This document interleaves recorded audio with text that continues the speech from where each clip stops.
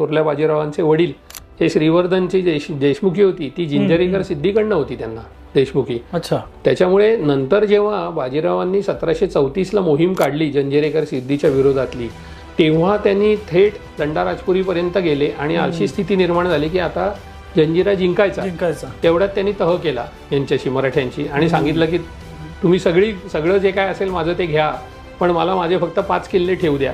त्यांनी काय केलं, 5 किल्ले कोणते ठेवले तर जिथे बंदरं आहेत ते 5 किल्ले ठेवले. म्हणजे पद्मदुर्ग ठेवला, जंजिरा ठेवून घेतला, ह्याच्या इथे आपल्या वासिष्ठी नदीच्या इथे गोळकोट नावाचा किल्ला आहे, आणि पुढे याचा आपला अंजनवेल गोपाळगडचा किल्ला आहे. तर ती वासिष्ठीची खाडी आहे, ती दाभोळ बंदर आहे ना ती खाडी आहे. आयलंड फोर्ट तुम्ही मगाशी म्हणत होता तसं का? नाही, खाडीवरचे किल्ले आणि या खाडीवरचे म्हणजे दंडाराजपुरी आणि वासिष्ठीच्या इथल्या दाभोळ ही 2 बंदरं आहेत ना, या 2 बंदराच्या जवळचे किल्ले त्यांनी ताब्यात ठेवले, कारण तोच त्याचा महसुलाचा भाग होता ती बंदरं म्हणजे. त्यामुळे त्यांनी सांगितलं की मला एवढं फक्त माझ्या खाय प्यायची सोय होईल साठी ठेवा, बाकी सगळी त्याची गावं गेली. त्याचे 28 किल्ले होते, त्यावरनं 5 वर आला तो.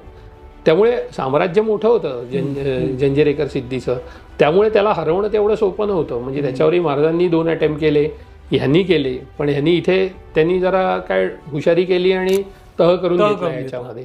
अगदी शेवटचं तर सांगतो, नाना फडणीसांच्या काळामध्ये, तेव्हा नाना फडणीसांनी हा विचार केला होता की तो जंजिरा किल्ला आहे ना तो त्या सिद्दीकडनं विकत घ्यायचा.